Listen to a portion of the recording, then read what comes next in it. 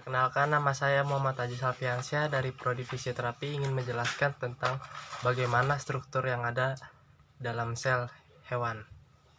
Seperti yang sudah saya buat di sini, nanti akan saya jelaskan apa saja tuh bagian-bagian yang ada di dalam struktur sel hewan. Tapi sebelum itu, simak video selanjutnya bagaimana cara pembuatan miniatur struktur sel hewan.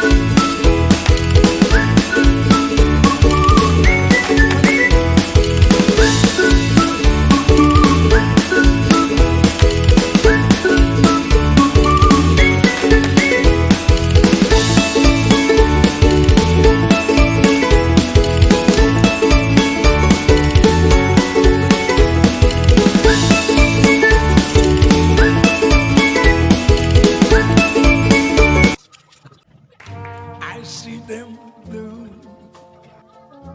for me and you, and I think to myself, what a wonderful world.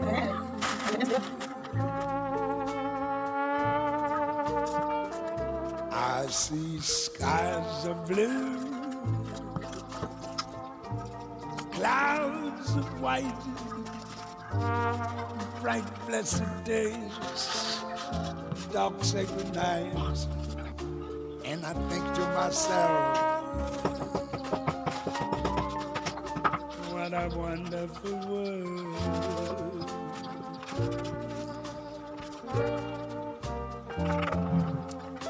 The colors of the rainbow, so pretty in the skies, also on the faces of people going by.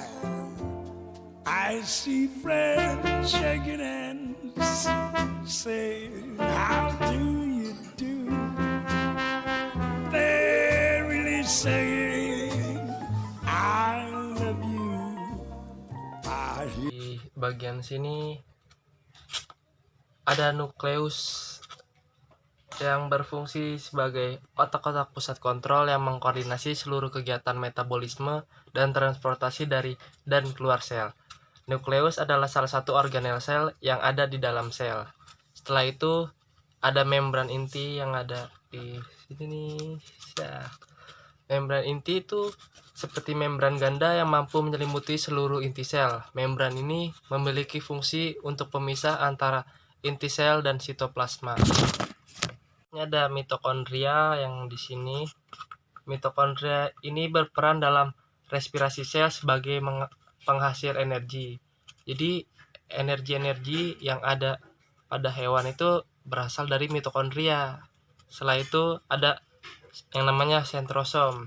Bagian sini kalau kelihatan nih, sentrosom ini berfungsi aktif penting pada pembelahan sel. Selanjutnya ada vakuola. Mana nih, vakuola ini kecil banget. Copot nih, vakuola ini seperti ini. Nah, vakuola ini berfungsi sebagai tempat penyimpanan zat cadangan makanan seperti amilum dan glukosa. Setelah itu ada badan Golgi yang kayak jaringan wifi itu.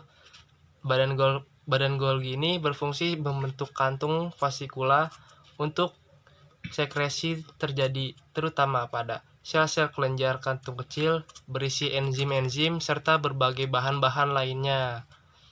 Selanjutnya ada ribosom. Ribosom ini yang bintik kayak kacang ini nih, kecil-kecil.